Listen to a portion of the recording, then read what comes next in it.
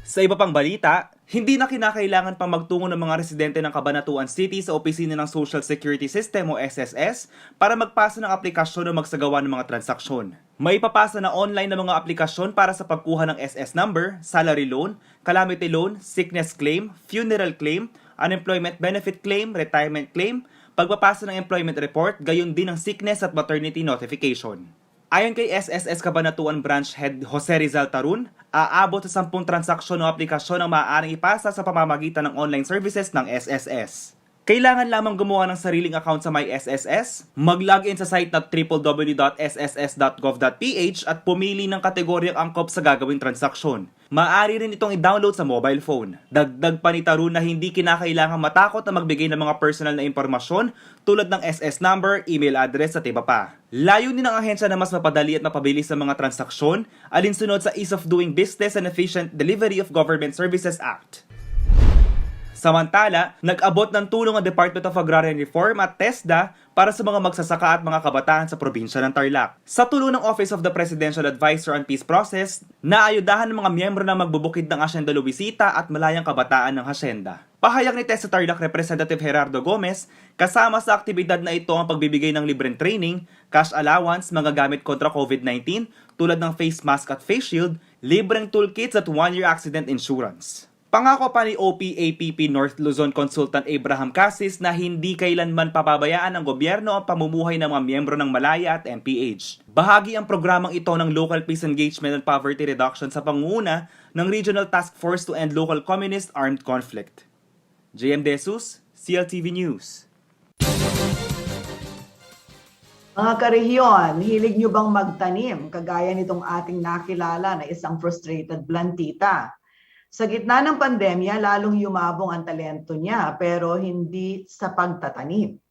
Ang kanyang hilig sa mga halaman, ibinuhos niya sa baking. Nadiskubre daw niya ang kanyang galing sa pagbibake matapos ang 3 buwang pananatili sa bahay dahil sa lockdown. Ang detalye sa ulat ni Jennifer Salenga.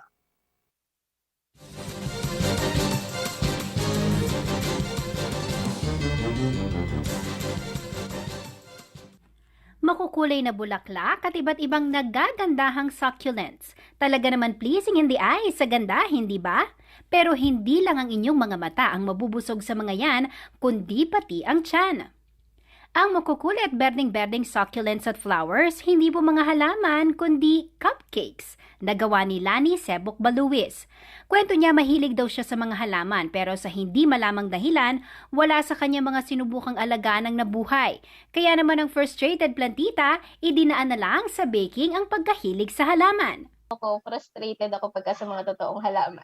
Hindi ko po alam kung bakit, pero kahit ibigay niyo po siya sa akin na may ugat, tapos ipapatilipat niyo lang siya sa akin sa ibang lupa, hindi po talaga siya nabubuhay. So ngayon po, parang na-appreciate ko po yung mga plantita na mahilig po sila sa mga halaman. Natutuwa po ako sa mga totoong halaman. So parang naisip ko na, ay, subukan ko kaya to sa pagkain. Ang pagiging plantita baker ni Lani ay bunga raw ng pandemya. Noong magsimula ang lockdown ay na-stranded siya ng 3 buwan sa Nueva Ecija. Dito siya sumubok ng ibang maaring gawin. At dahil mahilig siyang magluto, ine-level up daw niya ito at sinubukan ng baking. So doon po yung nag-start ng kakapanood ko sa YouTube. Dahil nung nasa Nueva Ecija naman po ako, wala naman po akong gamit doon for baking. So ang pwede ko lang pong mga luto is, ang pwede ko pong maluto doon, mga lutong bahay lang, mga puto, kutsinta, ganyan, mga pansit palabok, spaghetti. Basta, yun lang po kasi ang pwede kong magawa. Which is natutuwa naman po sila kasi mahilig daw po ako magluto. Ayun. So parang napunta ko doon sa panonood ng YouTube kung paano po sila gawin. Hanggang sa sabi ko, medyo i-level up ko nga tong pagluluto ko na to. Tingnan ko nga yung part ng baking process. So, yun. Salamat sa kanyang pinsan na nagsilbi ding first customer na isa katuparan na nga ang kanyang pagiging plantita baker. Ang kanyang gawa, ipinost din sa social media ng kanyang kapatid at doon na dumami ang kanyang mga customer. Ngayon, hindi lang cupcakes ang kanyang ginagawa kundi mga birthday cake na rin. Bali, ma'am, nasa isip ko na po yun. Kaya lang kung gagawin ko siya na pambahay lang, para masyado pong magastos kasi yung icing po na gagamitin ko medyo magastos din po yun eh. So ang iniintay ko lang po talaga mag-request sa akin. So nag-request po sa akin yung pinsan ko na classmate ko rin naman siya nung high school. Magbe-birthday po yung nanay niya. Sabi niya, uy, gawan mo nga ako nito, yung cake, tapos samahan mo na rin ng plantita cupcake. Sabi ko, ay, matagal ko na. Sabi ko nga sa kanya, ay, matagal ko na gustong gawin niya. Naghihintay lang talaga ako may magpapagawa para hindi naman sayang. Hindi ko rin naman po akalain na pwede ko po pala magawa yun. Nagsimula sa panonood ng YouTube hanggang gumawa ng paraan upang maging realidad. Malaking tulong daw ngayon ang baking sa kanya na nadiskubre lang sa gitna ng pandemya. Nakakatulong po siya sa akin ngayon siguro ma'am, kung halimbawa yung pambayad namin sa kuryente. Kung dati from our salary pa, so ngayon yung konting dagdag ko doon para naman sa labor ko, sa effort. Sabi nga nila, yun daw talent, di umano. So yun. Para nagagamit ko siya at least kahit man lang pabayad sa kuryente namin. Malaking hamon man ang dulot ng pandemya para sa karamihan. Mensahe ni Lani, huwag daw dapat panghinaan ng loob. Bagkus, gamitin ang pagkakataong ito upang makatuklas ng bagong kakayahan na posible ring mapakinabangan. So pwede pa po tayong mag-discover ng sa tingin po natin is magiging pantulong din, pandagdag income. Pwede pong halimbawa, say for example po sa amin, yung sa baking, meron po kasi ako mga sinalihan na group ng mga bakers. So, mga beginners din po. Ang iba po doon, syempre, merong konti lang din yung ginagagamit nilang pang-start, pang-puhunan. Minsan, pag nagamit pa po nila yun, naloloko pa sila ng ibang tao na parang o-order, sabay hindi pala kukunin. So, kawawa naman po yung ganun. So, parang kailangan lang po na positive pa rin, tapos huwag pong susuko. Tuloy-tuloy lang po, tapos leave everything to God po. So, yun po. Ipag-pray lang po lahat ng magagandang panukala and hindi naman po niya yun tututulan kung sang-ayon po yun ng kanyang kalooban. Jennifer Salenga, CLTV News. At yan ang mga balitang nakalap ng CLTV News. Para sa karagdagang detalye, maaari niyong i-follow ang aming social media pages na makikita sa inyong mga TV screens. Kung nais niyong balikan ang aming mga programa, pwede niyong bisitahin ang aming YouTube channel at CLTV36 Official at ang aming website sa www.cltv36.tv. Kasama ang buong pwersa ng CLTV News and Current Affairs, ako si Sonia P. Soto. Maraming salamat po.